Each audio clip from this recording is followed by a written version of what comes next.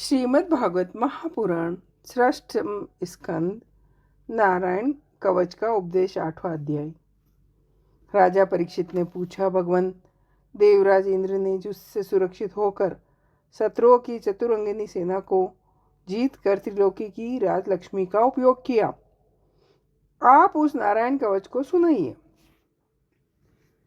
सुखदेव जी ने कहा, जब देवताओं ने विश्व रूप को पुरोहित बना लिया, तब देवराज इंद्र के प्रश्न करने पर विश्व रूप ने उन्हें नारायण कवच का उपदेश दिया, उसका श्रवण करो। विश्व रूप ने कहा, देवराज इंद्र, भय का अवसर उपस्थित होने पर नारायण कवच धारण करके अपने शरीर की रक्षा कर लेनी चाहिए। उसकी विधि यह है कि पहले हाथ पैर धोकर आचमन करें, फिर हाथ में कुश की पवित्र धारणा करके उत्तर मुख बैठ जाएं। इसके बाद कवच धारण पर्यंत और कुछ न बोलने का निश्चय करके पवित्रता से ओम नमो नारायण और ओम नमो भगवते वासुदेवाय इन मंत्रों के द्वारा हृदय आदि अंग न्यास, अंगुष्ठ आदि कर न्यास करें।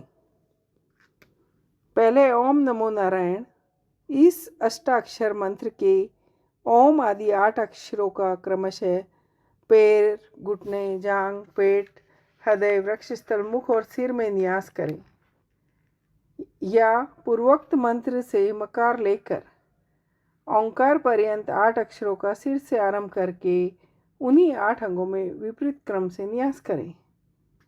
तदंतर ओम नमो भगवते वासुदेवाय इस द्वादशाक्षर मंत्र से ओम आदि 12 अक्षरों का दाई तर्जनी से बाईं तर्जनी तक दोनों हाथ की 8 अंगुलियों और दोनों अंगूठों की 2-2 गांठों में न्यास करें।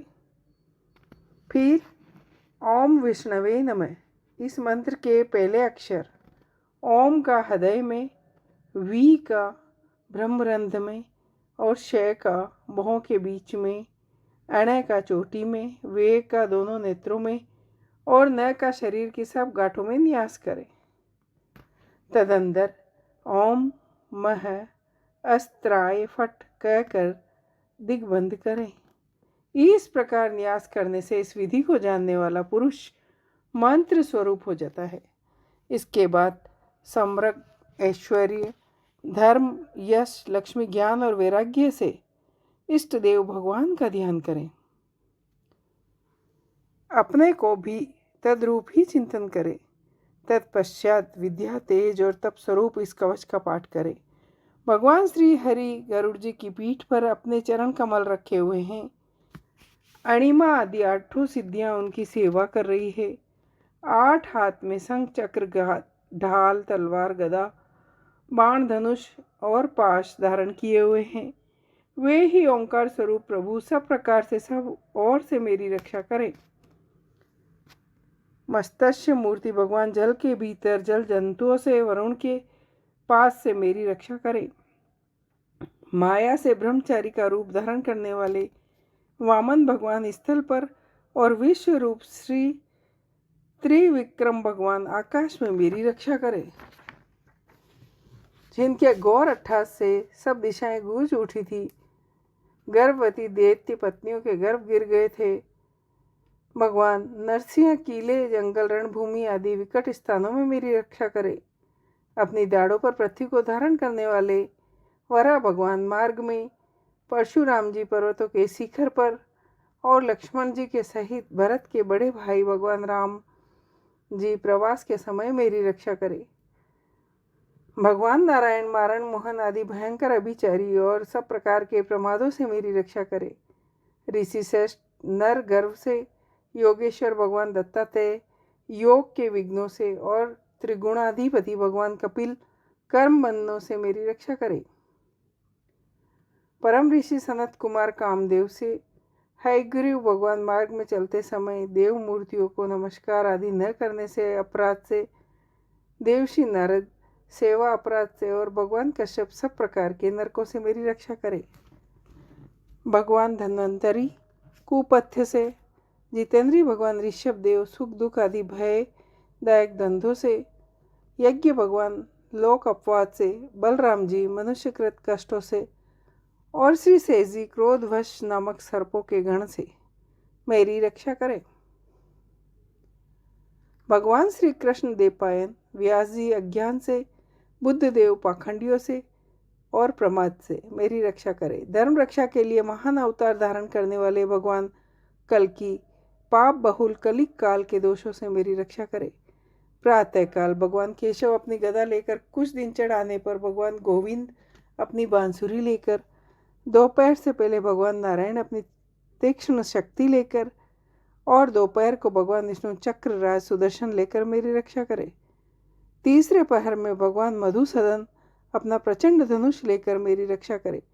सायकाल में ब्रह्मा आदि त्रिमूर्तिधारी माधव, सूर्यास्त के बाद ऋषिकेश, अर्धरात्रि के पूर्व तथा अर्धरात्रि के समय अकेले भगवान पद्मनाभ मेरी रक्षा करे। रात्रि के पिछले पहर में श्री वत्सलांछन श्री हरि, उषा काल में खड़गधारी भगवान जनार्दन, सूर्योदय से पूर्व श्री दामोदर और संपूर्ण संध्याओं में काल मुहूर्ती भगवान विश्वेश्वर मेरी रक्षा करे।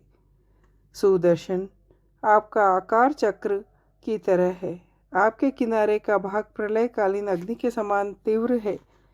आप भगवान की प्रेरणा से सब ओर घूमते हैं।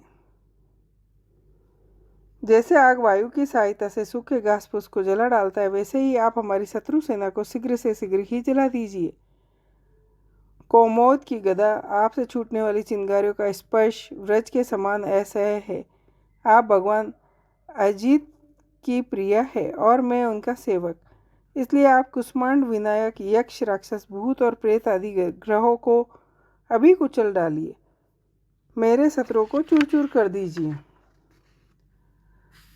संघश्रेष्ठ आप भगवान श्री कृष्ण के फूंकने से भयंकर शब्द करके मेरे शत्रु का दिल दहला दीजिए।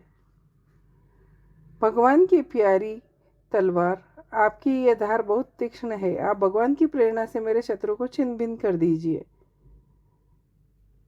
सूर्य आदि ग्रह, धूमकेतु आदि दुष्ट मनुष्य, सर्प आदि रेंगने वाले जंतु, दाढ़ वाले हिंसक पशु तथा पापी प्राणियों से हमें जो जो भय हो और जो जो हमारे मंगल के विरोधी हो, वे सभी भगवान के नाम रूप तथा आयुधों का कीर्तन करने से तत्काल नष्ट हो जाए।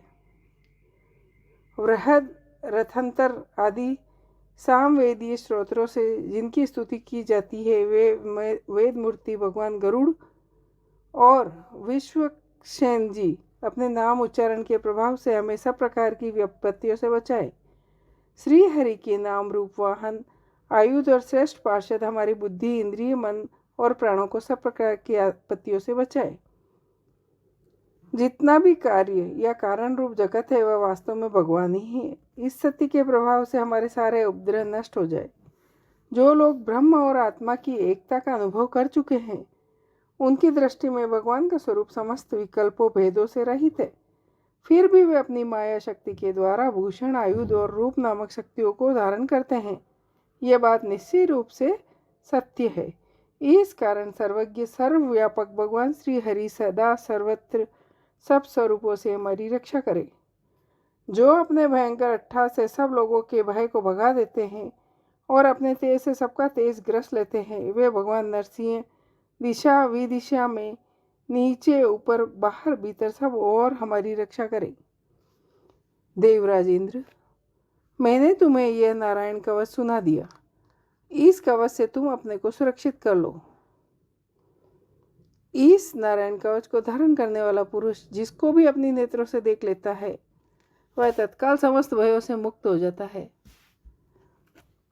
वह इस वैष्णवी विद्या को धारण कर लेता है। देवराज, प्राचीन काल की बात है, एक कौशिक गोत्री ब्राह्मण ने इस विद्या को धारण करके योग धारणा से अपना शरीर मरुभूमि में त्याग दिया। जहाँ उस ब्राह्मण का शरीर पड़ा था, उसके ऊपर से एक दिन गंधर्वराज चित्ररथ अपनी स्त्रियों के साथ विमान पर बैठकर निकले। वहां आते ही वे नीचे की ओर सिर किए विमान सहित आकाश से पृथ्वी पर गिर पड़े। इस घटना से उनके आश्चर्य की सीमा नहीं रही। जब उन्हें वालखिल्य मुनियों ने बताया कि यह नारायण कवच धारण करने का प्रभाव है, तब उन्होंने उस ब्राह्मण देवता की हड्डियों को ले जाकर पूर्ववाहिनी सरस्वती नदी में प्रवाहित कर दिया। फिर स्नान करके वे अपने लोक को गए। श्री सुखदेव जी कहते हैं, परीक्षित, जो पुरुष इस नारायण कवच को समय पर सुनता है और जो आदर पूर्वक इसे धारण करता है, उसके सामने सभी प्राणी आदर से झुक जाते हैं और वह सब प्रकार के भयों से मुक्त हो जाता है। परीक्षित, सतक्रतु इंद्र ने आचार्य विश्वरूप जी से यह वैष्णवी विद्या प्राप्त करके रणभूमि में असुरों को जीत लिया और वे त्रैलोक लक्ष्मी का उपभोग करने लगे। इति श्रीमद्भागवत महापुराण परमहंसा संहिताय षष्ठ स्कंधे 8वां अध्याय। जय हो।